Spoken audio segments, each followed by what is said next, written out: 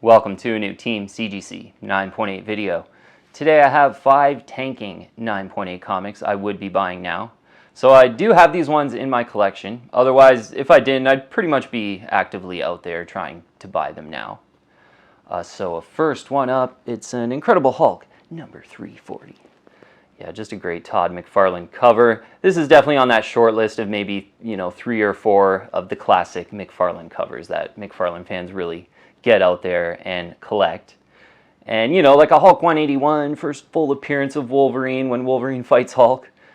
That one it's like one of the best comic books to have invested in over the last 10 years. And I think this is kind of like a 1980s version of that book with this is the second time Wolverine and Hulk ever fight. Took over 10 years for them to kind of duke it out again.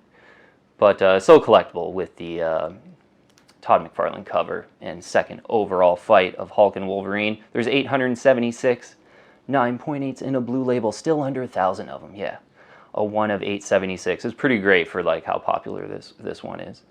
11.1% the 9.8 ratio, so a great ratio, almost single digits for a late 80s book. That's really great. Yeah, I've always liked this one for that reason, like a great kind of Wolverine and Hulk 1980s key issue. But in the super high grade 9.8, it also looks really good on the census as well. One of the reasons I do have 4 of these in a 9.8 in the direct edition, 4 direct editions for the Hulk 340. So recent prices. I saw one sell pretty recently for $1,269.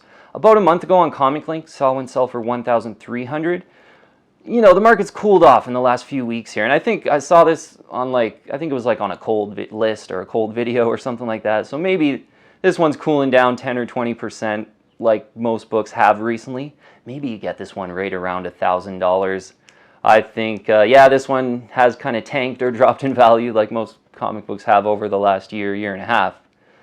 But I think at this point it's making a lot of sense, especially if you can get it around $1,000 on a Hulk 340 in a 9.8 white pages, just 1-to-1 if you're a big McFarlane fan like myself. And I love my Wolverine key issues as well. Pretty big Hulk fan as well, so just a no-brainer from a bunch of different angles, I guess, for myself. Okay. Next one, Batman: The Dark Knight Returns, number 1. Just one of the classic Batman books in the 1980s to want. The Batman movie was out 3 or 4 months ago or whatever it was. All Batman key issues, certainly looking back to, they were pretty hot. I thought, like The Long Halloween and Year 1 Part 1, Year 1 Part 2, like those books got pretty hot because they were directly related to the Batman movie. But I think I underestimated like pretty much all Batman keys heated up during that time because Dark Knight Returns cooling down just a little bit. A recent price in a 9.8 in the first print too. You'd want to go for if you're serious about Batman: Dark Knight Returns number 1. It's all on sale for $1,233. They were kind of in the 1,700 range during the Batman movie and leading up, into the Batman movie. So when I saw that, yeah, it was a Comic Link price, this $1,233. And I think there was one on eBay that kind of went around that $1,250 range as well. So it made me kind of want to recommend it, and certainly it's about $500 cheaper and just such a great one if you're a Batman fan. It is kind of expensive though, like consider a Batman 404 in a 9.8. I think those are kind of $250 or so. They cooled off a little bit since the Batman movie, or even, right in that budget range as well as a Killing Joke, Batman the Killing Joke in a 9.8. There's a lot of those. It's not like the best collector item in a 9.8, the Killing Joke, but it's just one you want as a Batman fan, and that one's going to be about $250, I believe, as well, US dollars, all the prices. 653 9.8s in a blue label, 17.4% the 9.8 ratio, and pretty simple cover on the Dark Knight Returns number 1. My copy has quite a lot of inner well scuffing on this part here. Unfortunately, it's on like the silhouette where you can see it the most. This one was one of the earlier 9.8s I'd purchased, and just a bit naive about some of the imperfections, but so yeah, just look twice on this one and don't just assume, oh, it's a 9.8, it's going to be perfect. Check out the inner well scuffing, and maybe one with quite a bit of scuffing like my own might go a little bit closer to 1,000 in this kind of environment where most comic books are cooling off. But Batman: The Dark Knight Returns, just a no-brainer 1980s Batman key. It's almost like the first appearance of a new modern Batman. Like before this, Batman was just like, you know, the prototypical like amazing citizen, like Bruce Wayne. He's awesome. But then in the Frank Miller Batman: The Dark Knight Returns, Bruce Wayne's a little older. He's angry. He's kind of pissed off. He's not very fun to be around, but he's like a crime-fighting badass. And a lot of people say like that this is like the first modern comic book almost, or the first Copper Age comic book. Frank Miller and Klaus Janson just, you know, doing the story and the art and the outline so well, and you know, the fact that Batman is a complete badass in this one. There's a little bit of politics in this one as well. So just, yeah, people say a lot of times that this is pretty much the first Copper Age or modern age, new modern age comic book. So many reasons to love Batman: The Dark Knight Returns. And if you're a big Batman fan, it's just, as it's cooling down in price, it's one you want to think about buying. Okay, next one, pretty affordable one. Teenage Mutant Ninja Turtles, $95 in a first print. This one just cooling down a little bit, like most books in the past year or so.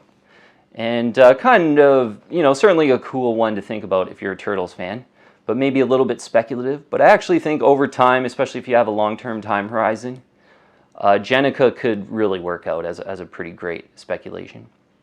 And, you know, if your budget's a little bit more, consider Teenage Mutant Ninja Turtles 51 in the first print. That's first overall appearance of Jennika.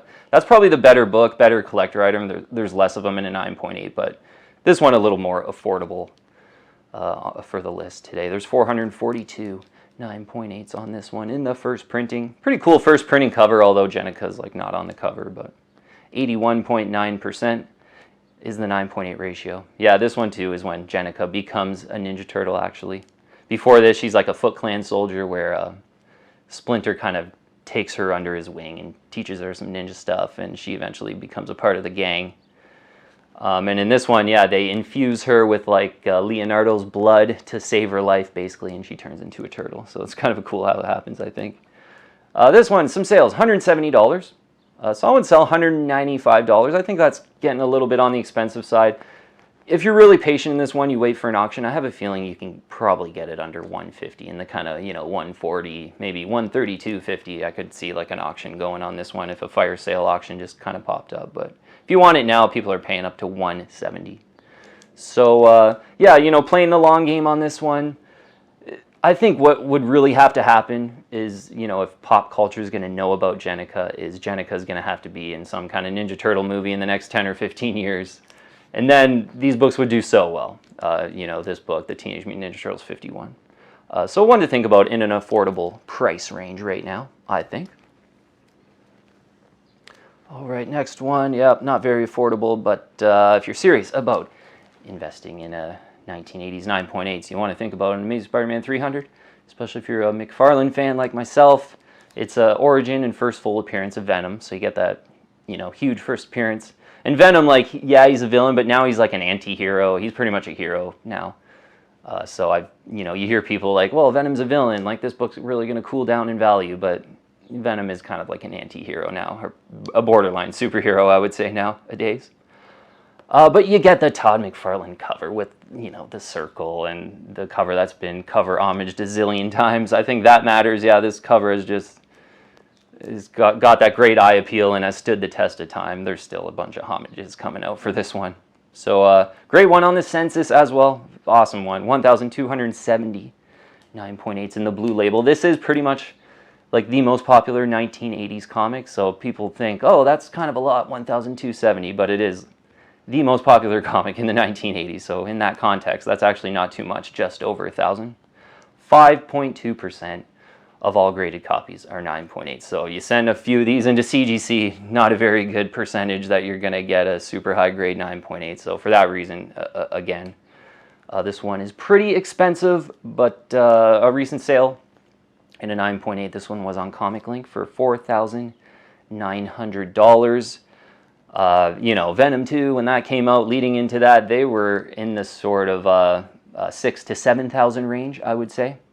They've cooled down a little bit, but this one has actually kind of hung in there for how much the market has cooled down.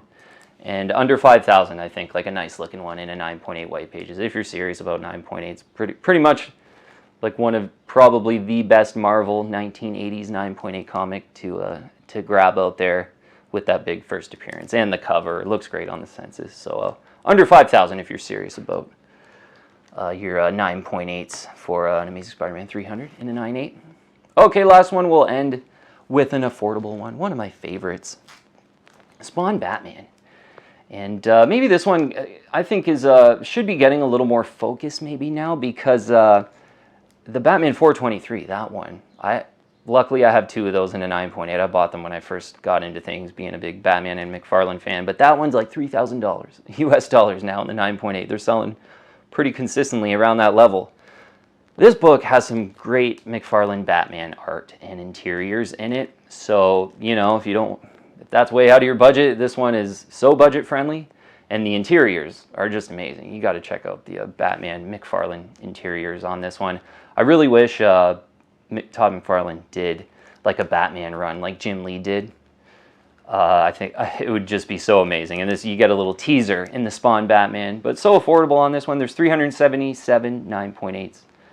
And 43.5% the 9.8 ratio. You can get this one in a 9.8 right around $100. If you want it now, most people will kind of pay up to $150. You don't see too many auctions on this one kind of pop up, but if an auction does pop up, they pretty much go right around $100 US dollars.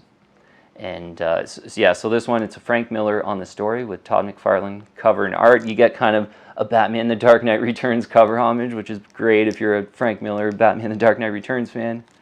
And again, just, yeah, I absolutely, this is, like, I have two of them in a 9.8, but I also have kind of a reader's copy, and even I just go online, and I'm like, I got to see these McFarlane Batman interiors again, and check them out once or twice a year in a Spawn Batman, so. And you know what, if they stay around $100, like, I might just have to get a third in a 9.8, because it is just one I just love to have, because I really enjoy it so much. So why not grab another one for $100? I'll probably wait for an auction in Canada, make sure it's a really good deal kind of thing. But I think around that $100 level, especially if you're Spawn and a Batman fan like I am, and even a Frank Miller fan, like this just ticks so many boxes for me in that $100 range. So yeah, and it's like I have two of them. I purchased them. One was like $120, and the other one was like $90 something. So they're pretty much right around where I'd purchased mine, probably about 2 or 3 years ago. And yeah, about a year ago when the market was hotter, they kind of got up to 175 to 200, but they really cooled back down. So, you know, maybe not one that's going to be a surefire, amazing comic book investment, but if you like Spawn and Batman, you'll enjoy this one for around $100. I just think it's a screaming value, just on a pride of ownership alone, I think. All right, we'll leave it at that. So yeah, just today, I wanted to grab 5 9.8s that I have in my collection. And if I didn't have them, I would pretty much be so tempted to buy them as the prices kind of cool down here. So that was the kind of hope for this video. All right, hope you got some ideas. Thank you very much for watching. As always, I'll see you on the next one. If you're liking my content, please subscribe and hit that bell, and I'll keep you updated on future videos.